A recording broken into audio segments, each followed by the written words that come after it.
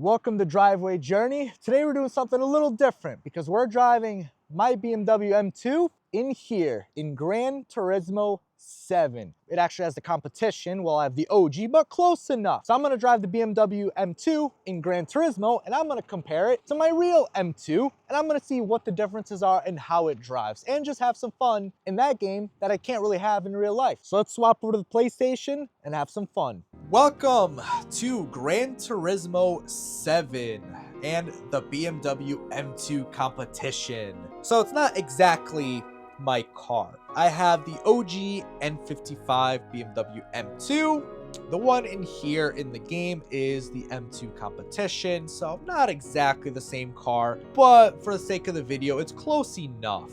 So we're gonna be driving this car, and you can see the wheels. I bought like the most similar wheels that I could find to the OG M2's wheels, because this comes with the competition wheels, not the OG wheels, so that's as close as I could get it. But the color's the same, so you can see Long Beach blue, pretty much as close to my car as it gets. So we're gonna be taking this car as close as it is to my car, and we're gonna be driving it in here. We're gonna probably do one lap around the Nürburgring, because why not? I feel like that's a good track to drive a German BMW M car on.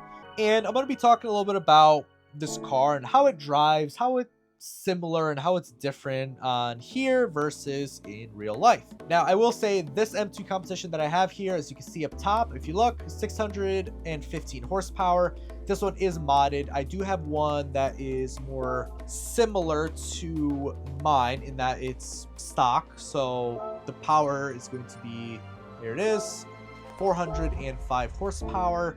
So this is actually the one we're going to be driving because it's the most similar to mine in that it's only like 40-50 horsepower off instead of 250 horsepower.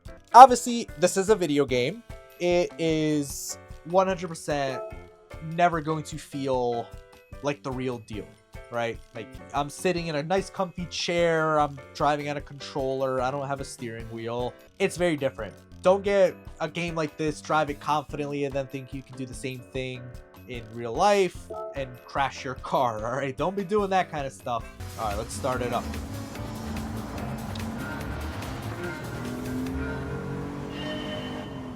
So, right off the bat, it is really cool to be able to drive your car. And I know that, again, I'm going to say this really as like a one time for the rest of the video. I know this car is obviously not exactly my car, but it's close enough, so I'm just going to say my car. It is really cool to be able to drive my car in this game. It is...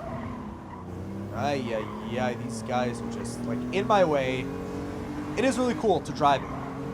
And... oh my god, these guys... like, the AI is so bad. Like, it wants to pull over for you, like, on the racing line half the time. It's... yeah, and there you just hit me. Nice. Great. That's fine. Once I get past these two cars, we'll be in the lead, and then we can actually really send it and enjoy. But it drives very similar, honestly, to my M2. And what I mean by that is, power-wise, it's very difficult to compare power in a video game to a real-life car. Because you don't have the same G-forces, you don't have the same level of force and anything acting on you, so it is very different. But what I will say is it doesn't feel different from my car. I guess that makes the most sense to say. What are you doing, bro? Jeez. Alright, now we're in first place. Now we can drive with nothing in the way. But as I was trying to say, now I actually completely lost my train of thought. Oh, wonderful. I completely lost my train of thought. I'm crashing into the wall. I'm running off the grass. Wonderful start. Wonderful start to this video, guys. Wonderful start. All right. So, speed feels about what I expect it would feel like. Like, it doesn't feel overly fast, it doesn't feel overly slow. The handling and the maneuverability of it is very similar to the M2 in that I can move my M2 around on the road quite a bit. It never feels like it can't do whatever input I give it in the steering wheel. And same thing here. It doesn't feel like this car at any point can't do what I ask it to do. Now, if you look on the bottom right, you see TCS, basically traction control system. Right now, I'm on traction control 2, which is most similar to driving in sports mode.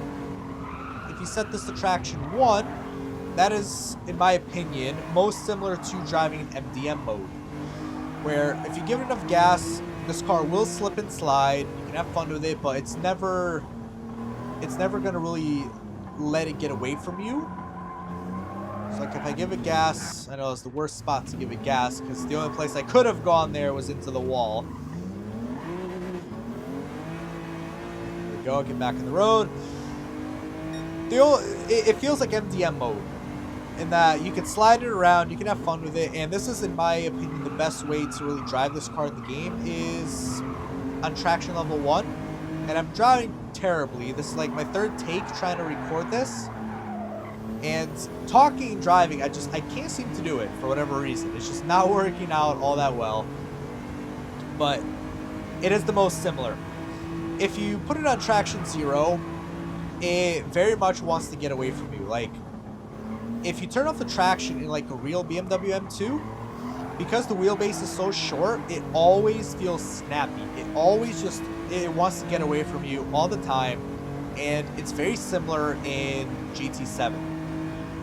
The M2 always wants to get away from you. If you turn the steering wheel too hard, if you twitch it a little too hard, it 100% will want to just go into a wall. Same thing with the real life M2. If you don't know what you're doing, leave the traction control on because it will snap on you. And I guess that's kind of fun in some aspects, but in other aspects, it makes you a little nervous because compared to other cars, at least in this game, for example, I can't think of any off the top of my head because there's like a million cars that this applies to, but most cars, like, you turn off the traction on here, you give it a little bit of gas, like, it's a very slow process of twitching the car to lose the rear end. Whereas with the M2, it's like a little gas and the rear end already wants to come out. It doesn't feel like it's taking a wide swing. And that's one of the things that I hear most when people compare like the M2 to, say, the BMW M3 or M4. Where both of them will try to get away from you, but with the M3 and M4, it's more of a wide, longer build-up of a... Man, every iteration, every recording I've done, that same turn, I lose it. I don't know what it is about that turn. I just can't make that turn. But that's one of the... Jeez, now I'm like struggling to get it back on the road properly. But yeah, that's one of the things that people say is like the M3 and M4, they... How to put this? They're a lot more slow to get away from you because they have such a longer wheelbase that it feels more like it's starting a wide swing than it is like a snap. So like the M2, it'll snap and try to get away from you more often, so you have to kind of catch it a bit more often, but it's a little easier to catch, I think. Whereas in a wider wheelbase of a car like M3 and M4, once you really lose the back end, like, you're gonna struggle a little bit more to regain it. So I think that's a bit of the difference. And that's from what I've heard and from what it seems to me like it would be. I've driven the M3, or not the M3, I've actually never driven an M3. I've driven an M4 a couple times, and I've never really ripped it and let it loose, but it seems that way to me. Like, if you let it go, it'll take a while for it to swing. So you have a lot of time to kind of catch it, but if you lose it, like, you lose it. Whereas this, like, it'll snap on you all the time, but it's easier to save, if that kind of makes sense. We're about to go into the long straightaway, which is going to be kind of the nearing end point of this video. But yeah, it is very cool nonetheless to drive this car in a video game, right? Like, oh my god, I am driving terribly. I promise you guys, I normally don't drive this bad. it's because I'm recording that I can't keep this car on the road to save my life. And same thing with why I have some of these assists on, like the little points right there, those little yellow markers on where to go. Because I don't drive these, you know, like completely drifting that whole corner there.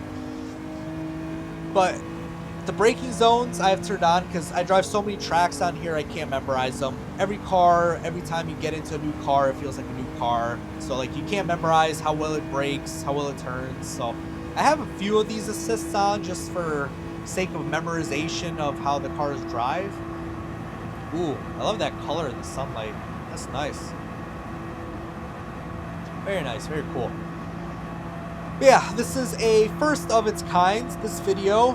I just kind of came across this idea at some point. Don't really know why, but I'm like, you know what? I wonder what it'd be like to drive this car in... Ay. Driving terribly.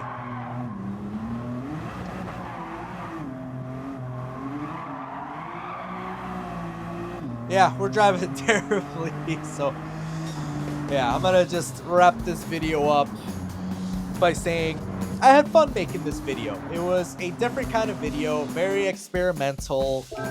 I've never streamed video games before. I've never done anything like that, so this is a very different experience.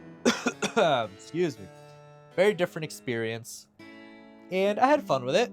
It's tough trying to do it in one take because I like to edit my videos. I like to cut out certain parts of me yapping. I like to chop out different bits, but you really can't do it in a racing game because it makes no sense how you're on one point of the track and the next thing you're somewhere completely different. But nonetheless, I hope you guys enjoyed this video. It's a very different one. Let me know what you guys think of this video. Leave it a like if you like it. Subscribe if you want more videos from me on Driveway Journey. Thank you guys so much for watching this absolute fail of me driving my M2 around the Nürburgring. Till next time, guys.